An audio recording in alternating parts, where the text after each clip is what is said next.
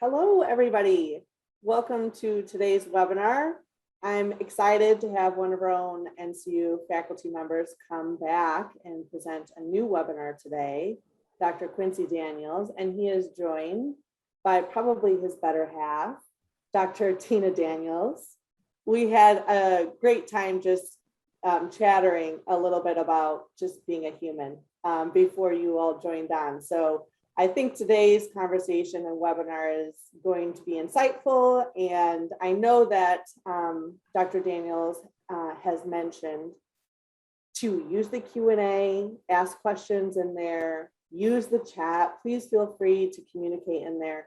If you use the chat, please make sure if you want everyone to see your comment, use the drop-down function and select all panelists and attendees. Otherwise, the chat just goes straight to me. And also our Dr. Daniels as well too. Let's see, any other things? Brief reminder, this is being recorded and we will post it in our CTL webinar section. And I think without further ado, I'm going to pass it over to Dr. Daniels. Well, hello everybody. I am very happy to be a part of this and convincing my better half to kind of join me because we love to share our story. Storytelling is a great thing. Though I always put out with a little disclaimer, sometimes I get a little heated in my stories just because it's pretty emotional for me and I always want to emphasize a couple of things. But for the most part, it's sharing stories and seeing what we can do to be an active participant, trying to get you a call to action, because diversity, equity, and inclusion is very important these days, like it wasn't in the 60s, but we'll get there. All right. Have anything to introduce? I'm Dr. Tina Daniels. We have a lot of experience over the years. We sometimes view our experiences slightly differently. We react to them slightly differently. And should be interesting as he presents it, we present it, to go back and forth over what happened and how we dealt with it. Yep, pretty much. So I'm going to try to get that wonderful share speak feature in. And while you share your screen, just so our attendees know, they both of our panelists are coming to you from Wisconsin today in a little bit more of a remote area. So sometimes there is a lag. So keep that in mind as we have dialogue and ask questions. Okay, all right. Let's see if it actually does work and hopefully we can get started. All right, well, so one of the reasons why I called it skin in the game is that, literally speaking, I grew up in the 60s, she grew up in the 60s, and it was something that when you start looking at how long this process has been, you want to be able to, take something out of it, share our wisdom with everybody and see what you think. And like I said, feel free to use the chat and we will see what we can talk about a little bit. All right, so agenda, we'll talk about a little things about challenging times, of course, family history, raising interracial children, which is, I always say, it's just like raising other children, but oh my gosh, there's a few more things with it. And then some question and answers, time permitting, because if we hit on a good hot topic, some of the things I like to do is stick with it, because this is just more the storytelling aspect, but there are certain things that you should be aware of. All right, I'll start with, how did we get here? We got here because of what they did. Loving, Mildred Jeter and Richard Loving, and they wanted to get married. And this is why I always say, remember when people go, well, sometimes it's against the law for people to do this. Well, this is the big thing about what was happening back then. When we were born, we couldn't get married. It was pretty bad. It was one of the things that if you were going to want to be dating outside of your race, it was against the law, a miscegenation law specifically. And that was just one of the things that when they wanted to go through to change the law, what would be the results? Well, you're looking at it. Here's the results. But that's why you always have to stay up to speed on what's going on and what laws are being passed. All right. The arguments, and sometimes I just want to read a portion of this. Almighty God created races white, black, yellow, Malay, and red, and he placed them on separate continents. But for this interference with his arrangement, there would be no cause for such marriage. The fact that he separated the races shows that he did not intend for the races to mix. That was the argument. So when you start looking at it, this wasn't going to be a really quick thing. This is something that was embedded, and it's been going on for a long time. And if you say it hasn't been going on, why in 2015, 2016, the first thing that happened is they still had separate proms down in Alabama. Still happens. But we'll talk about that in a second. So 9 versus 9, 1965. So here's that interesting wording that really always gets me a little not happy. It's like the state's purpose was to preserve the racial integrity of its citizens, prevent corruption of blood, a mongrel breed of citizens, and the obliteration of racial pride. So this wasn't wanted. And anything that they were called or something like that, where we have our children. So that was the opinion back then. And that's why we keep doing the work now. All right, almost done with that section. So we're going to give you a little bit of our family history. Okay. My viewpoint being slightly different. I grew up in rural Pennsylvania in a county where diversity meant the Amish. And it really wasn't thought of because people do their daily things. You live your daily life. You go to work, you make food, you go to school, you live your life, and worrying about things outside of just your daily functions isn't really a normal thing. Now, my dad, middle down there, Norman Robert Day, his experience in World War II, coming from sort of the oblivious Pennsylvania area, and then he crossed the Mason-Dixon line, where they, all the Black people needed to go to the back of the train. And my dad was pretty cool, even for his era. The people from Pennsylvania didn't much like that, so they threw the conductor off the train by the seat of his pants, and none of the people from Pennsylvania moved anywhere.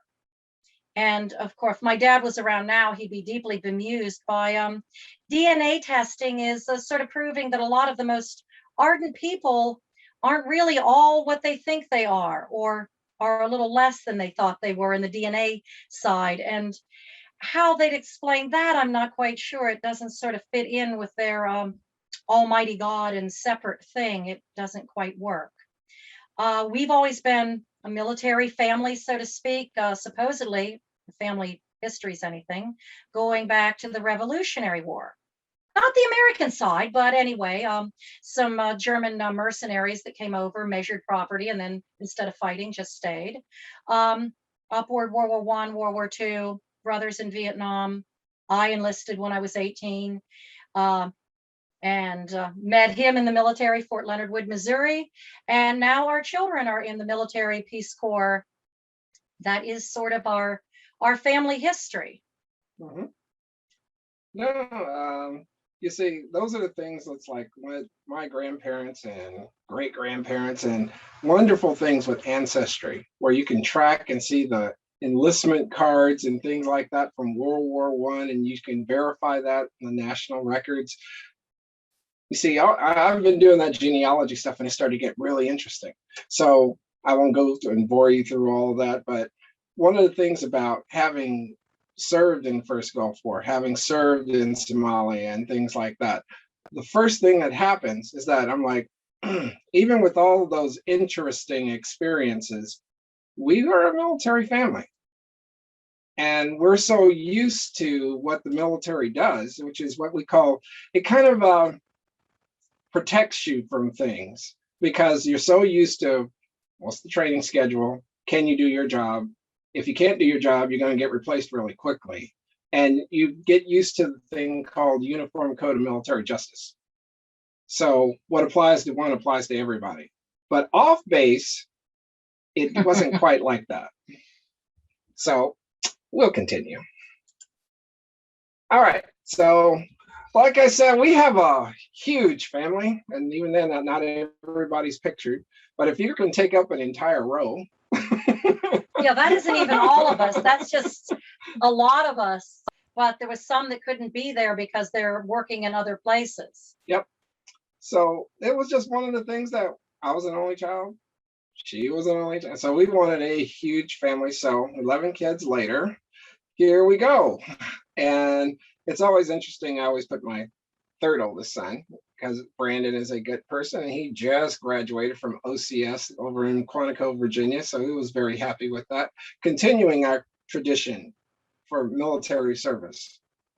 So that's kind of important just for our, all right. So anyway,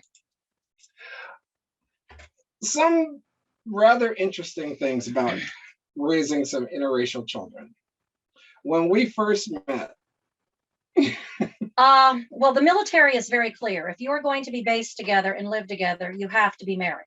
It just for travel, for any benefits. And we were in Fort Leonard Wood, Missouri, and we could not find a place off of post to pay to use for our wedding. A couple of various churches we went to. Now, none of them said you can't prove or disprove their reason, specifically because we were a mixed couple, but they always had a reason. Now, you'd think in the theology aspect that since we're living together, they'd sort of want us to be married, make an honest woman of me and all of that. But no, we just can't quite do that. And we did end up had a perfectly lovely wedding on post. And who was the planner? Yes, you were the wedding planner. That's right. You were definitely the wedding planner. Yes. Yes, with sprinkles and music and everything. And yeah, I was just there and a participant, and it was amazing. But it was you can't prove or disprove, but it just seems strange that a lot of places just were not comfortable with us paying to use their venue. They just couldn't quite do it. The schedule was off, or gee, I'll be out of town that week. And you wouldn't be comfortable with our services because they don't really play the wedding march, really. Mm-hmm. Yeah. So, but yeah. And part of the things about how I grew up and having to sit on the back of the bus is that I'm hyper alert to any particular thing where even if it's a late thing, I'm like, okay, why are we being late? Are we doing things on time? What's going on? Because I'm always hyper alert to it. But yeah, it took a good 6 or 7 weeks to find a person to marry us. Otherwise, we're just going to justice of the peace. And I'm like, I really wanted to have a nice wedding. But then we just said, let's just go on post and see if we can find someone to marry us. And that was no problem at all. Right. Yeah, that became no problem at all. But that was interesting, very interesting in a not good way. Yeah.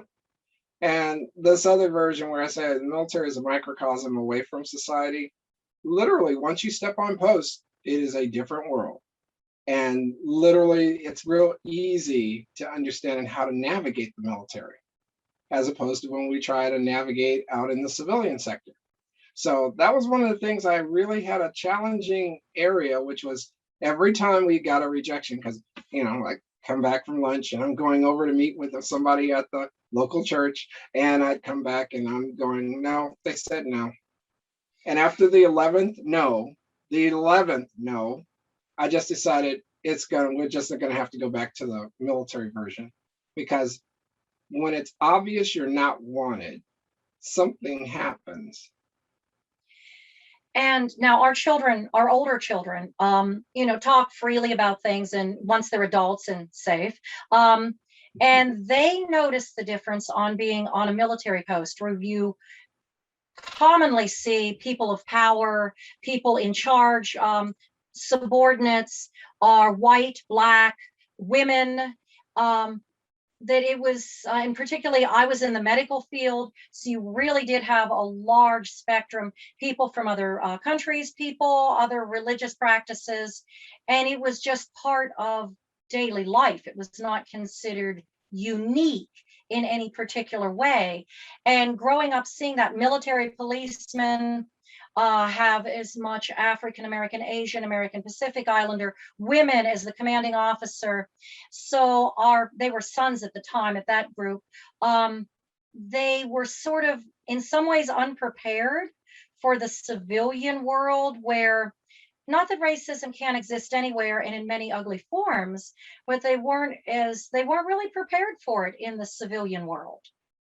That it just seems strange and offensive and hurtful for them. I mean, they're grown, they're impervious, so they drove on, but it did surprise them. It really did.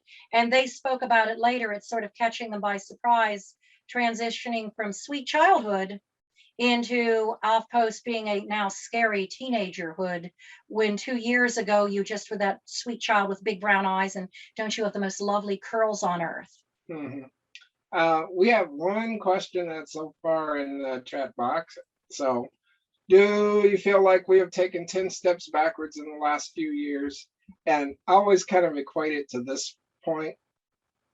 It's always been an underlying thing, but every now and then something happens that pulls the scab off, and then all of a sudden, there it is.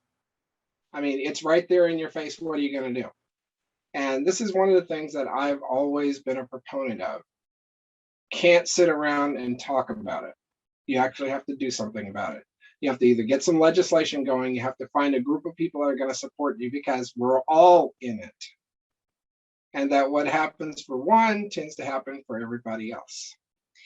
And although I tend to be a little bit oblivious to things going on in the world around me because I'm busy, I would rather know you're a racist than just never understand why there was a problem with somebody, or why somebody, I mean, you are as you are, whether you're wearing it on your chest in an offensive, bumper sticker, or you're hiding it behind smiles, you're still are as you are. And I think actually dragging the filth out into the public does have a tendency to clean it. That you suddenly find out that people maybe that didn't realize you were as racist as you were really don't think much of you, not getting the support you thought you would get when you were out there saying all you thought you needed to say. And that has surprised some people, that they just didn't have the community or family support to things that normally people would have preferred not to talk about. But since you needed to talk about it, people need to tell you they really don't care for it. Yep. Allyship is important. The other areas in raising our children is like a lot of the younger ones who are adults now were raised over in Germany. Germany is a different background, different dynamic. It's like literally we had a little farmhouse out there, and guess what? We live in a little farmhouse out in Wisconsin. And you just didn't have that. And it was like, okay, whatever. And you could go and have your children get on a hay ride that would take them to the local fest and bring them back at 8 years old. At 15, I was like, where are you going and what are you doing here? Because too many times, every time you hear about the next Black person, African American person being shot in a vehicle or whatever, that's a traumatic experience for our kids. And there were portions where with our kids, and when you have a 5-year-old, it's like, don't go anywhere, Dad. Don't go anywhere. It's like, I'm like, what? What's going on? I don't want you to get shot. That is called innocence removed. Or a 5-year-old, one of our middle sons, he's in the Peace Corps, and he's now out of the Peace Corps. He was flying to his doctorate program in Taiwan. And it was his last day and getting ready to go down for the ride to the airport. And one of the littler ones come up, and just from watching on TV and hearing things, gives him a hug and says, "You'll come back and see us when you get back out, won't you?" Now, to understand Ephraim is to understand me. It completely freaked him out. And he sent our son a travel log of going to the airport, seeing the airplane at the airport, getting on the airplane, flying on. He's lived most of his life overseas. He was so grossly offended that is the societal viewpoint of what an African American man is, where an African American man goes. When you're leaving, it's a better shot that you're going to go to prison or something bad is going to happen than you're going off to a doctoral program in another nation. And that just, needless to say, our older children choose to live overseas. Yep. It's called just the comfort level. They feel safer. And it's always one of the things that I'm always, and I'll discuss this later about being hyper alert. It's like whenever I have to go out, the license has to be in, the registration has to be in, the insurance, because you have to be perfect. If you are not perfect, you are risking your life. Now, I can play the happy person every now and then, but the reality is I've been doing this for 50 years. And literally, first, for the people who weren't around for my last webinar, the first 1966 protest that I was a part of, that was a while ago, the information was, if you're white, you're right, because these were the KKK having a protest. If you're white, you're right. If you're brown, stick around. If you're black, get back, get back, get back. Honed into my memory at 4. Now, this is what we face every day. And even in smaller things, decisions you make as a parent. We went up 2 weeks ago for blueberry picking. And because of COVID, I couldn't take the younger ones. And one of the older boys, he's not old enough for a shot, but he's so tired of being at home. So blueberry picking was nice and safe. We went out, and then we were going to stop at a store on the way home. He's well old enough to sit in the car by himself, but can't really come in. Why have him come in the store? No use catching something just to go into Walmart. So I was going to have him sit in the car, but he's a big kid. Oh, our younger children are simply giants. They eat forever. Yes, yes. They eat like small hyenas at a kill. They're also muscular and ripped. Normally something a parent is very, very pleased with. And the thought of him just sitting in the car unattended, looking almost like a teenager, even though he's still very much a child.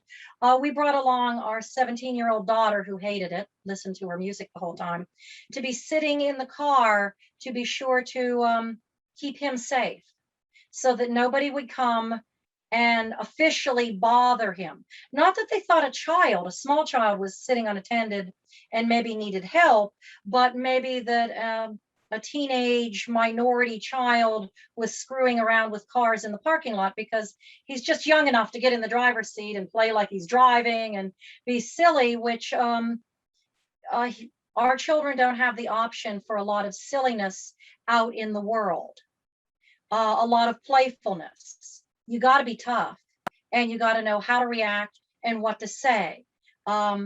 You can't be weak. The world will do very bad things to you. How to react to things appropriately and safely. Mm-hmm. And I have to just jump in there because I'm thinking this, and I'm sure other people are, but someone posted in the chat how awful that you have to think and plan like that. We're not getting chat. Yeah, right. Oh, Yes. Yeah, someone posted that and made me Oh. think of that. were you? Yeah. Oh, I can put it back. Okay, it's No, yeah, it's just a daily routine of, okay, if you're getting ready to go to school, remember there's ways that you interact. And this will jump right into the educational system thing. We called it, I was a former principal, and one of the things that I noticed way back when is that, oh, wow, if you do not get algebra in 8th grade, you can't get calculus later on in your senior year, which is a gatekeeper when you're trying to get to some of the best colleges.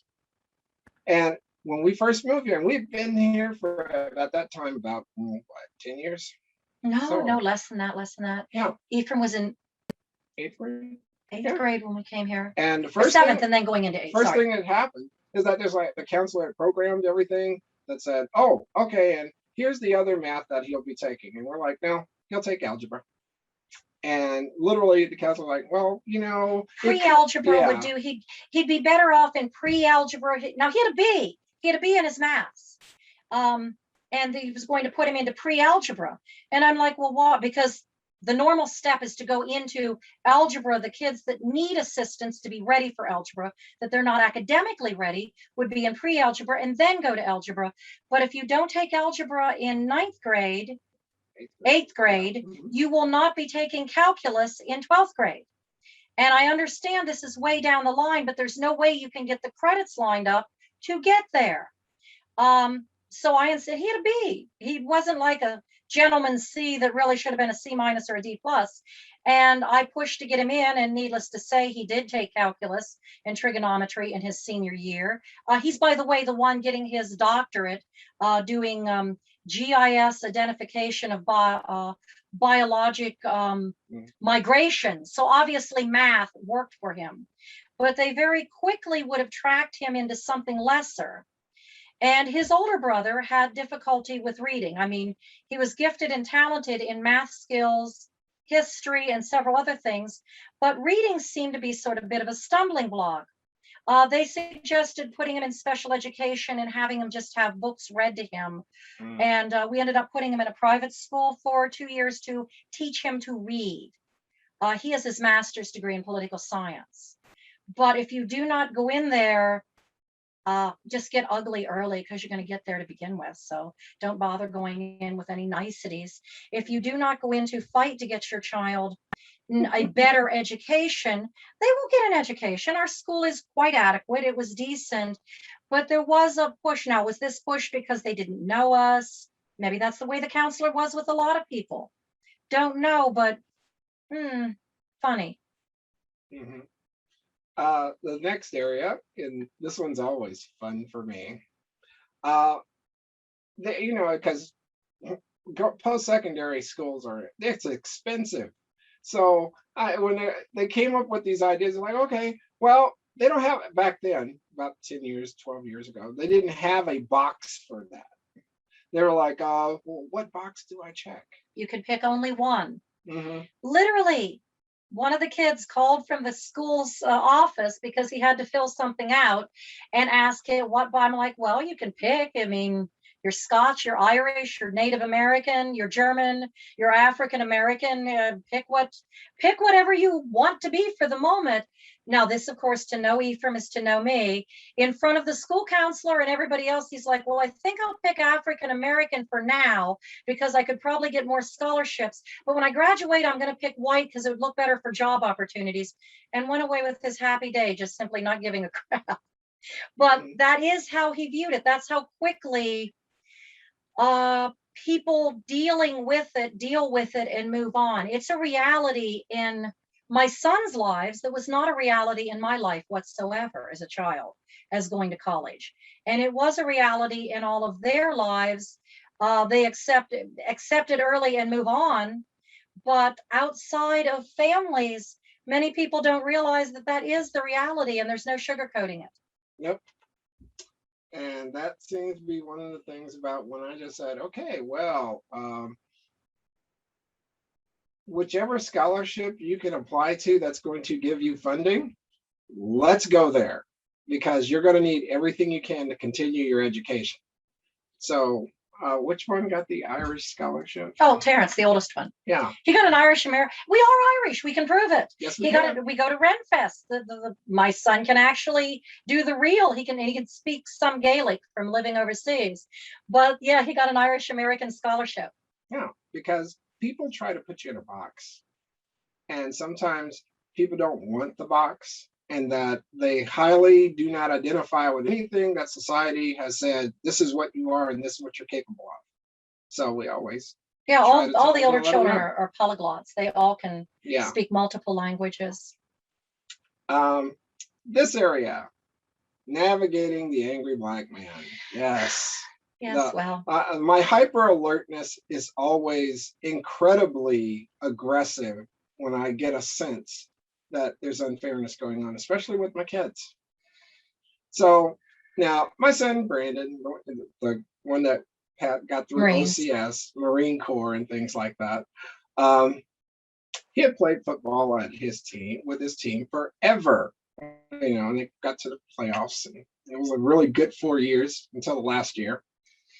And I was very upset to find this chain of emails. It's a chat room. thing. And by this time, they were like, well, do we tell dad or don't we tell dad? And they're like, we're going to have to tell dad. It's too public. We can't hide it. It was a chat room. And of course, being 16 and 17-year-olds and dumber than dirt at that age, they, of course, put things in writing. They were discussing about, it wasn't referred to him. There was another kid at their school, and he was adopted from India. And just by the quirks of DNA and human genetics, he's actually browner skinned than our son and dark hair.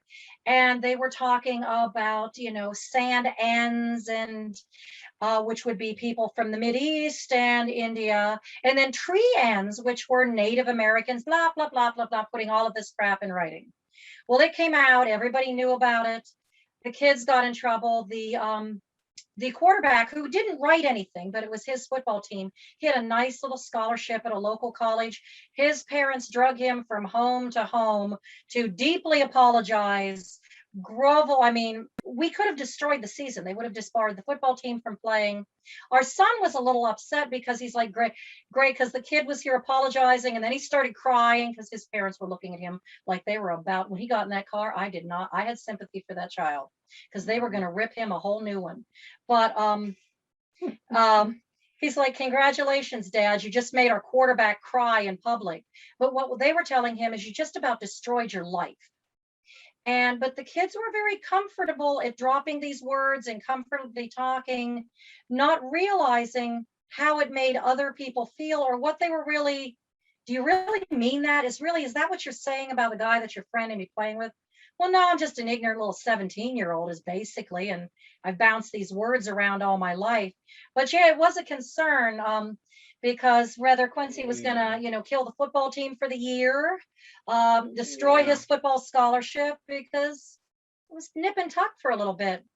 We also had another child that went to a science thing with the school. It wasn't our school, it was another school. A kid was there being ignorant, dropping the N-bomb, and he didn't tell us for a couple of years later, because, you know, his opinion was, he looked at the kid and basically he was going nowhere fast unless he changed his life, and he wanted to get a fight started, and they'd have been sent home. And our son was definitely looking forward to the next day going to the university and doing hands-on laboratory work. So no matter what this kid said, he wasn't going to react to it. But he did not tell us for years after the fact, because we would have went up to the school, demanded the apology, demanded that's, you know, what is going to be done about this. And it's like, nope. And what the other one that nobody told you about for years was the Fiona incident. Oh, yeah. You want to go with that one? Yeah, you can keep going. I'm just going to give them my opinion after. One of our younger daughters, our youngest daughter, she has Down syndrome. That wasn't really the issue. She was a little bitty thing, still in diapers. Fell in love with this local sweet drink at a local gas station called Bug Juice at Quick Trip. Me and another woman were 2 blocks down at a dance studio doing some classes. And our son, Terrence, and his children, and his older brother, who was home from college, were watching his kids and Fiona while I went. And while he was giving everybody Freezy Pops out of the refuser, my daughter, who was playing in the yard in the pool, wearing nothing but a diaper, trots off 2 blocks to try to cross a busy street to go into Quick Trip to get Bug Juice. We found that out later. He is frantic. They're doing concentric circles, getting wider, pounding on doors, looking for the kids, looking for her, frantic. Terrence gets up, sees that the police had picked her up. Thank goodness someone had seen her, did the right thing, called the police. There was this unattended, very small child. Terrence comes running up and really probably did not even speak anything remotely like a language, just sort of babbling and grabbing for his sister. Can understand vaguely the police being concerned. They immediately locked him in the back of the police car. And then Ephraim came up, our another son, and he said, tell mom they found her. He went running. It's like, oh, well, where's your little drug dealing friend going to? Which really put Terrence over the edge, because this is his baby brother, who's going off with a full scholarship. He was actually just getting ready to go to China for a year of intensive language training. And he was just furious. Now I get there. Here comes the privilege story. And I get there and I come up to the policeman and take my child out of her arms, to which she looks at me, points at the Quick Trip and goes, bug juice. Children. And I told the policeman we were having a barbecue. I was down the street. She had run away. We were frantic. He was so very apologetic, said your son there was, getting out of control. I'm like, I'm sure he was frantic about losing his sister, and, thanked him effusively, let him out of the car, just put all my little privilege all over everybody, sprinkling it nicely. And we all got in the car to go home. But yeah, the way he treated my two sons without my presence, and the way he suddenly changed when I came there. Excuse me. Yep. Yeah, just leave it. Was completely different. And there was no reason.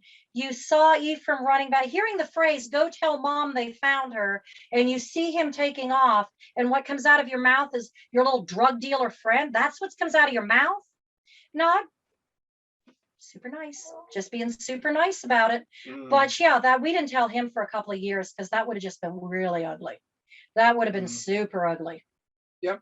That's just, and none of the kids involved wanted him to know, so I went along with it. A lot of my information is that with my experiences, a lot of what I have to navigate through each day is a little different from the next generation, because they didn't have to do that. And we used to say we may not be as technically smart as the younger generation in terms of technology and all these other things. They just may not be as wise about it. And one of the other things, and this is more of me trying to raise my children, was that there was a battle when Terrence was like 16, 17 about the N-word, whether you're ending it with an A or an R. And I said, here's the basic things. Never allowed it, never going to allow it. I don't care what music you're listening to. It denigrates women. It makes us look like we're stupid for making all these things happen, that, oh, we're only good for drugs, women, violence, all these other things that I never really considered. And I was like, well, why is it always that way? We can own this. We can da-da-da-da-da-da. And then I couldn't win this argument with him until he had his 3-year-old son listening to some music. And then he's listening to, I think it was Jay-Z. And I'm going, And the look on his face, it was shock. It was, oh my God, don't you ever say that word again. Blah, blah, blah. And I'm just going, Welcome to being a grown-up. Time for the grown-up world. How you like it? Welcome to being a grown-up.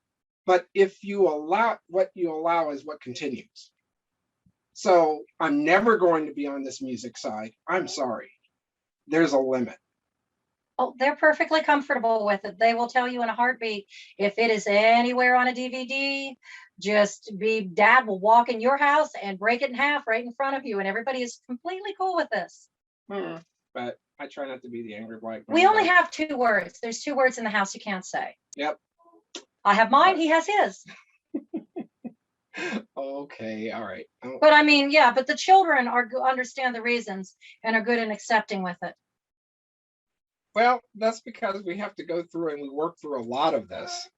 If you have to work and be suspended from preschool, all these things, because I also serve on the governor's child abuse and neglect council over here in Wisconsin. And I used to work on the early childhood development. And what we're trying to figure out is, well, what can we do to stop African-American children from being suspended in preschool? I'm like, how about treating them like people?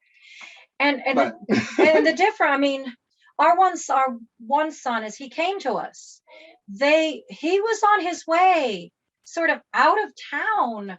He was 4 years old and a giant of a 4-year-old, but healthy, strong, beautiful son.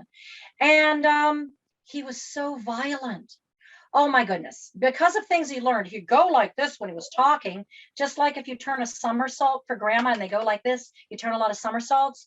He'd do, but when he was pushing, fighting with other kids, as if you have a lot of kids, you know they do, he was like this.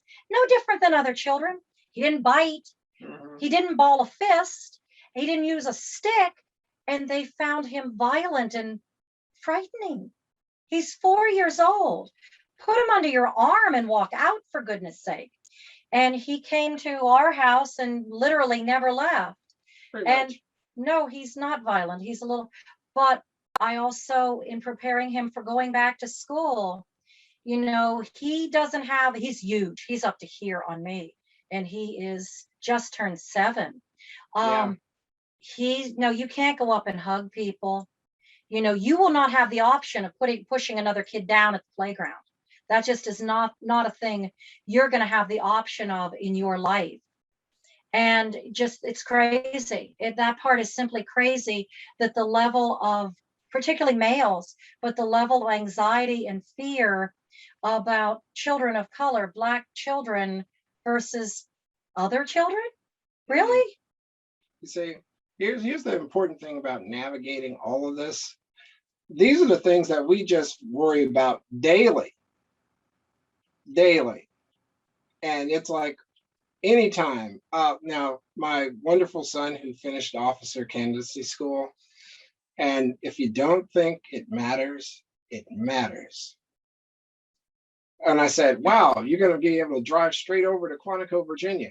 And I'm like, he's like, no, I'm just going to fly. I'm like, well, so I had to dig deeper, because I'm like, you'll get like money to go drive there. You'll be banking some money. And he's like, Dad, I can't do it.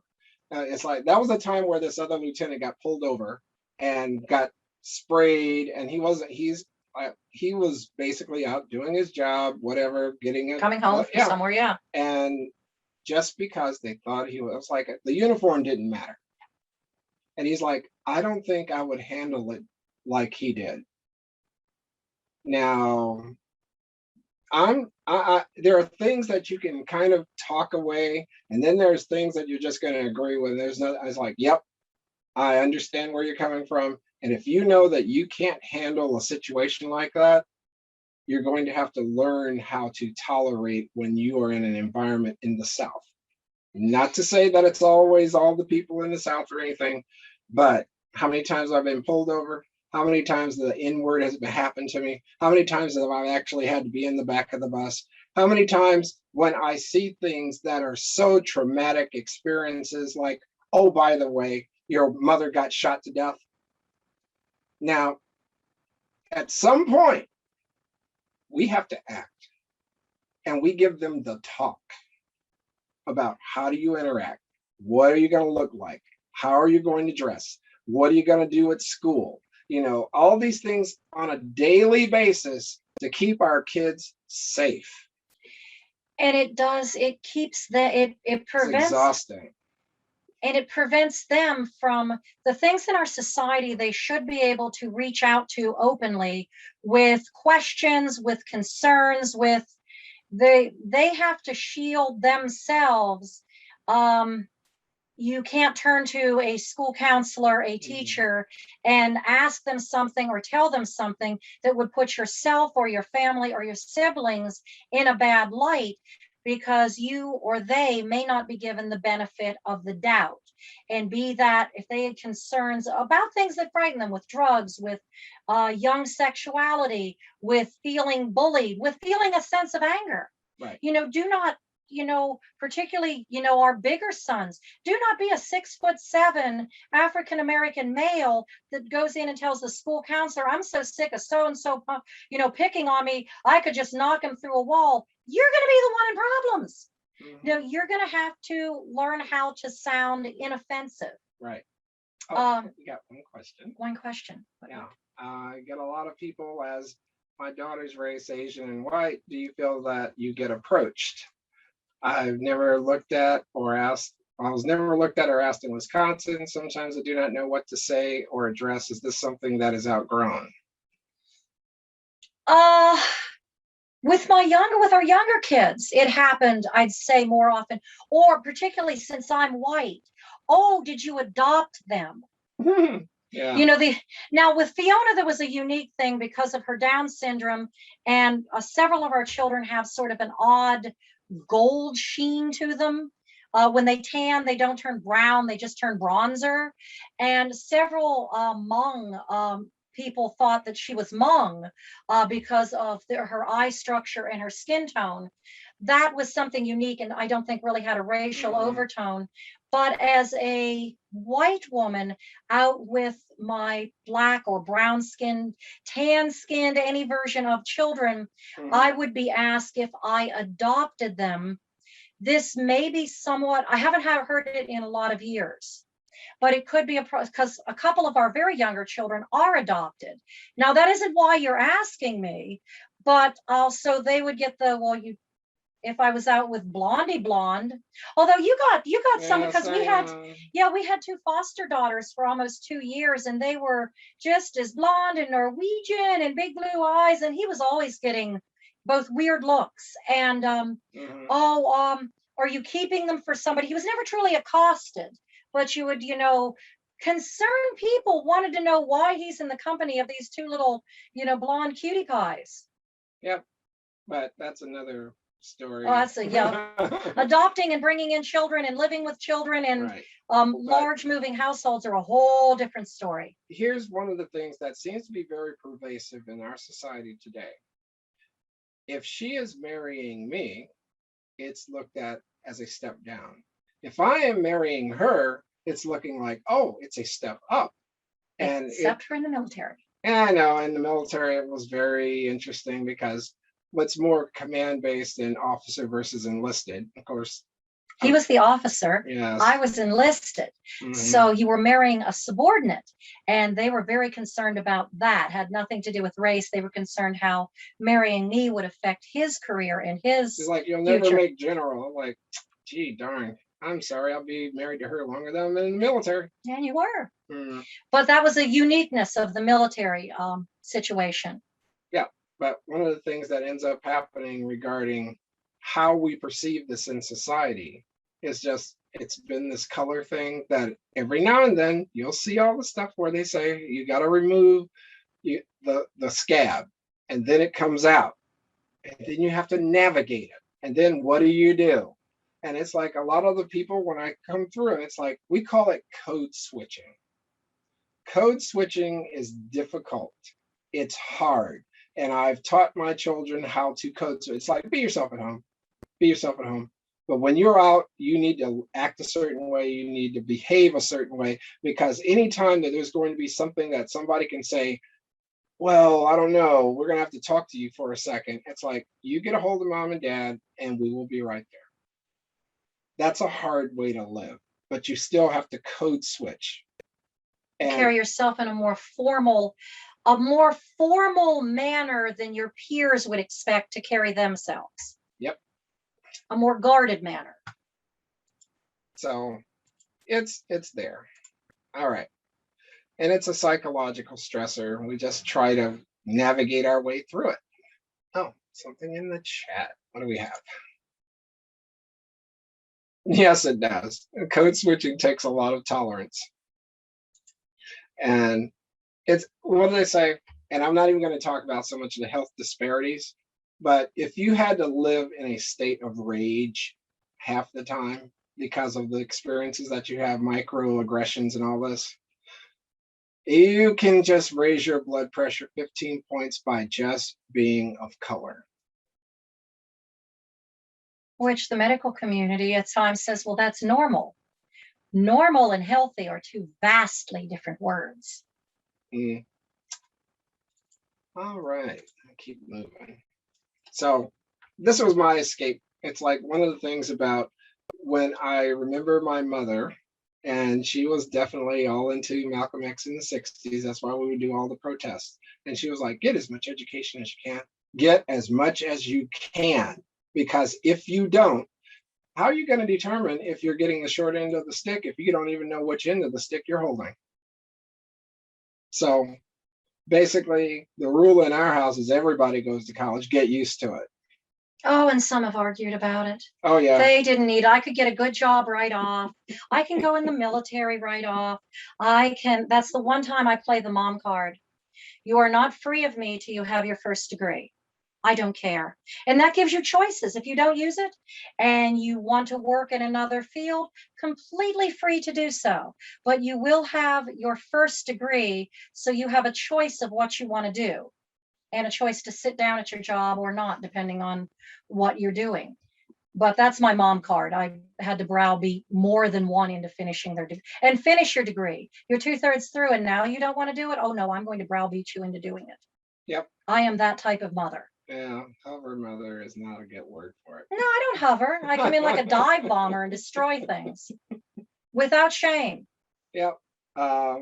Stevens Point story and registration. Oh yeah, we went up for registration. And our son had already completed a year's worth of college credits before he went up to his university. And we were supposed to go up and sign in. And we had already transferred the credits. They were on file and they were transferable because we made sure they were before he even took them. And he had specifically wanted to take Chinese 1, and he also wanted to take philosophy. And he had taken psych and soc, college algebra, various other things a first-year student is expected to take. And they were just, no, you all take this and you sign up for this. If there's a problem after you're in your classes, you can be transferred after you start. Doesn't work that way. Once you're in a class and the other classes are filled, it's very difficult to transfer out. So while the parents were supposed to be listening to something about how safe and wonderful they were at college and make us all feel good, and the students were off learning something about walking the campus, of course, I carry a power of attorney for my children too. I trotted myself up to the language area and talked to the head, and he was thrilled that he had a student that was ready to do it and wanted to take Chinese 1. And philosophy was even more thrilled. Nobody comes in the door as a freshman and wants to start in a program of philosophy. He was just, I talked to the head, the dean. He was totally thrilled with it. Personally had his secretary put it in the computer to open it up that he could sign up for it, because incoming freshmen were blocked from a lot of courses because they're incoming freshmen. And by the time we actually went to finalize things, it was done. I don't hover over my children, but when I need to, I will be there with a power of attorney and or a lawyer, whichever I have to. Right. It's just or whatever blood instrument I need to bludgeon you into what needs to be done. Right. And we've learned that over the years. We move this back over. I promise not. No, it's just moving it. All right. Okay. So a lot of what we do is basically, as we navigate doing this for another, oh boy, 15 He's 5 years. Yeah. So we have our experiences regarding how we raise children. And not that we say ours is perfect and have the ideal, but we balance each other fairly well, just because we do the good guy, bad guy very well. Sometimes it switches of who's the good guy and who's the bad guy. Right. Depending on the issue. But the big thing is, a lot of how we navigate with the race thing, you have to understand it in terms of there's always these intersections of how people are going to view you. And that no matter what happens, people who are allies can always step away from the fight. My kids can't step away from the fight, ever. So we have to learn how to navigate it. So it's always a teaching process, every single day. Anyway. Yeah, more good than bad in life to be, but I'm, like I said, I'm from central Pennsylvania. I come from a vastly different background of rural versus urban.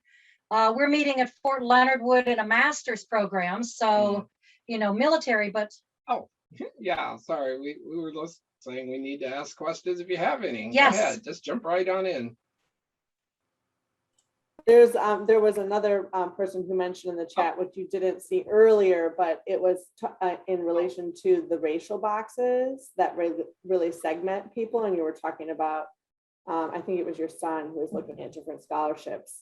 And this person just also shared that, as you mentioned, he checked African American, but then said he would check white for jobs, and she's just sharing her experience that she's a white female, but she has a Latino family and she's always checked white for certain things.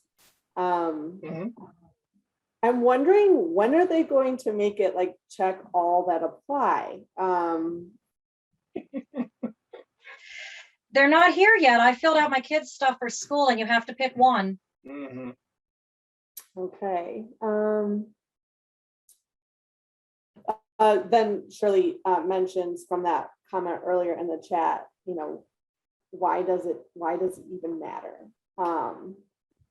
Why do we have to fill out those boxes? So I don't have the answer to that.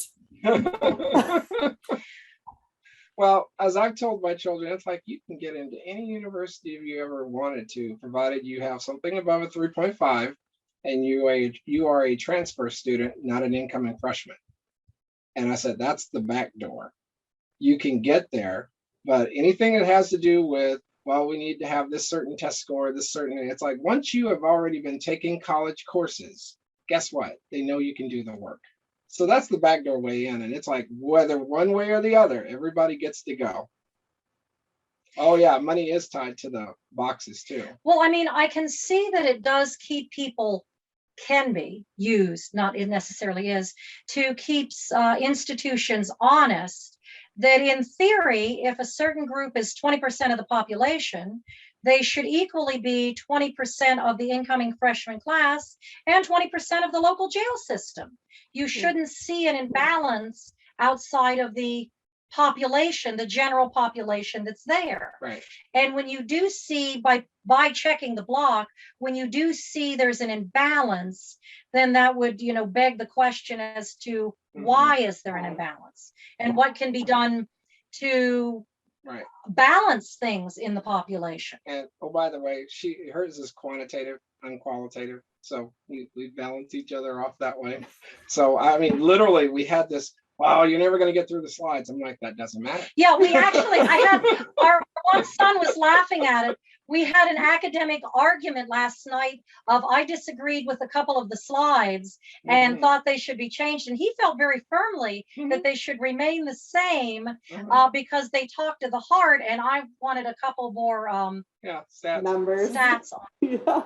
Yeah. There's a couple of questions I want to try to get to. There's a question here in the Q&A, and I'm going to read it out loud just because I want to make sure people can hear it. It says, we have efforts going on at work to have conversations that hit DE&I, diversity, equity, and inclusion, head on with specific examples of what people face, racial slurs, hairstyles, etc.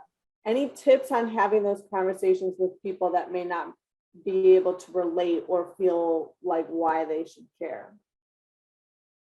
My first one is that you get an understanding if people are going to try to make the effort. It's like sometimes even if you do code switch, it's like people are just uncomfortable. And at my age and my experiences, I'm coming at you with some of the graduate level reading or something, and other people are at the book where they're just becoming aware that, oh, there was a problem. So you have to be able to navigate trying to get people to be comfortable having that conversation. It's like, oh, because if you think this is awkward or this is something that you're uncomfortable with, or oh my gosh, it's like, we got work to do.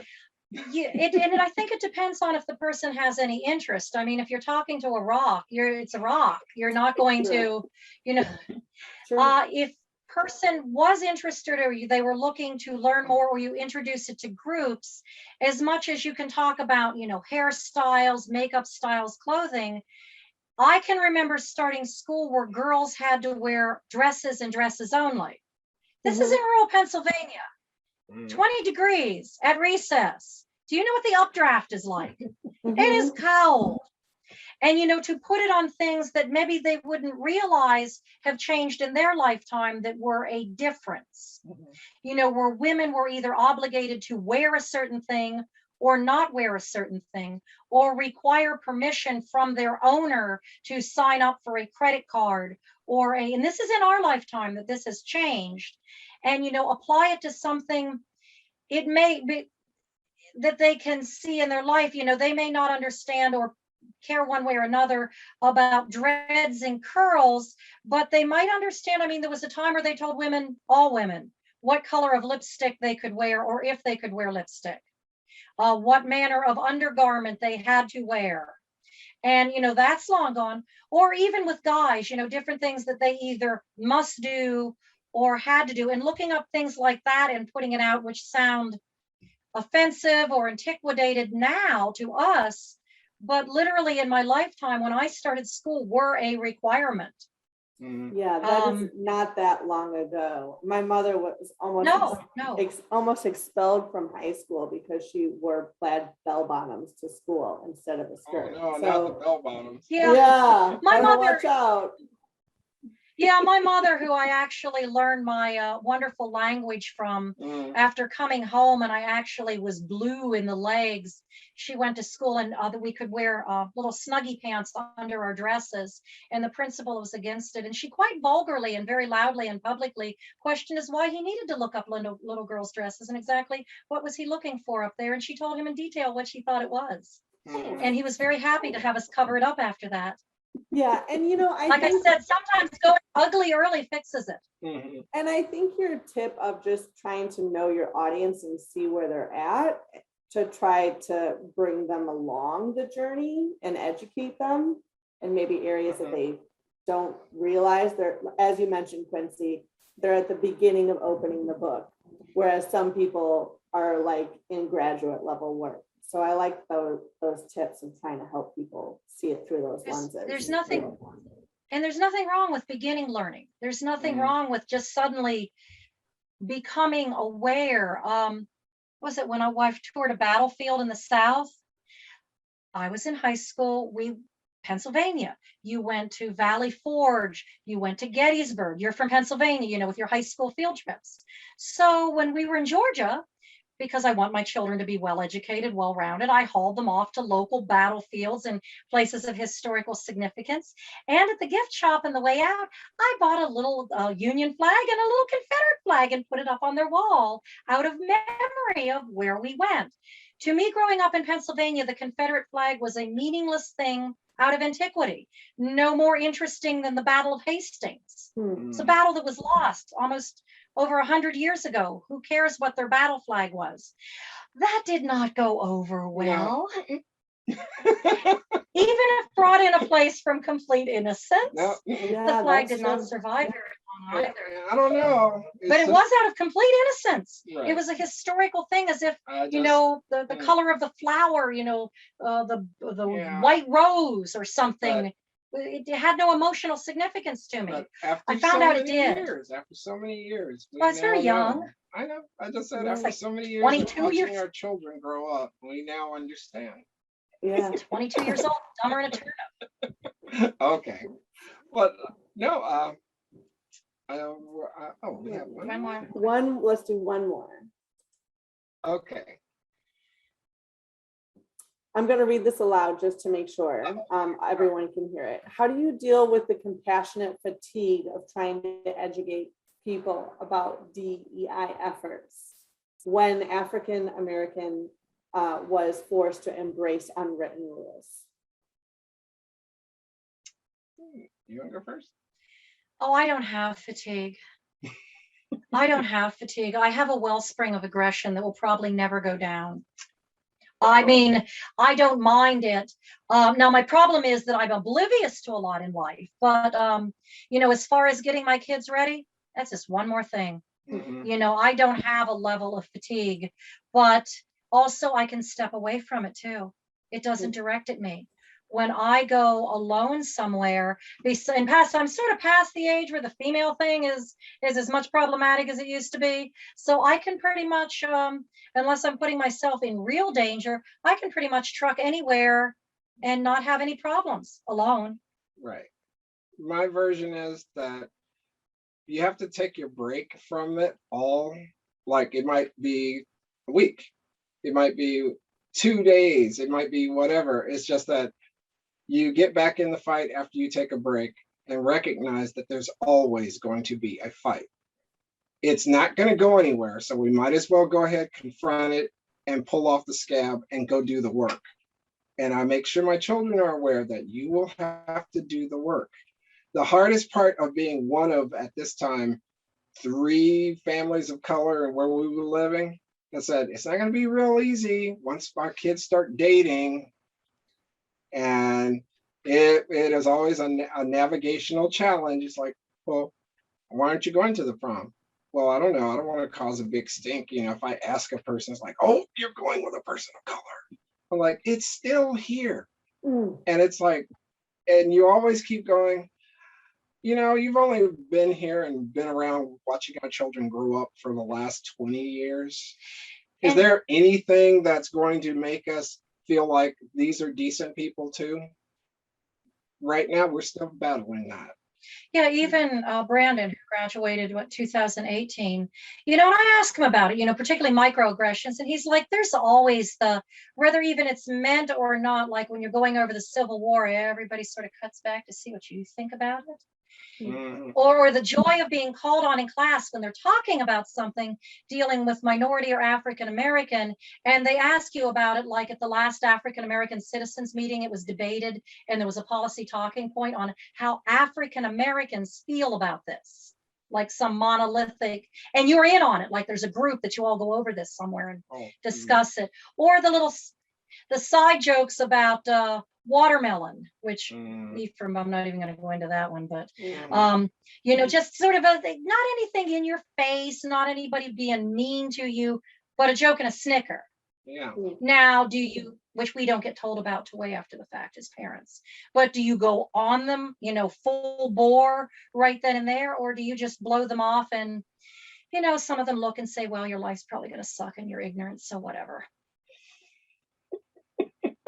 Yes, there. Well, no, they're 17. That's what they think that's what our When they're sons that, put it. yeah. I know you're not going to do, unless you make some changes, your life is not going to be great. So whatever. And that gives you the comfort of moving on and not being internalizing the anger at it, but it's still there. It's still there. Yep. But no, and relax, ready to do the work. Absolutely. And that's exactly where I want to end this, because someone posted in the chat confirmation we have to continue the fight, and then we put a little so I mean, it's better now than it was 20 years ago, and it'll be better 20 years from now than it is now, but it is what it is. And I agree with you, Dr. Daniels. I know that when people say it's in our lifetime, in perspective, it's still a short period of time, right? And so we do have to keep pushing and keep fighting for these things in our world.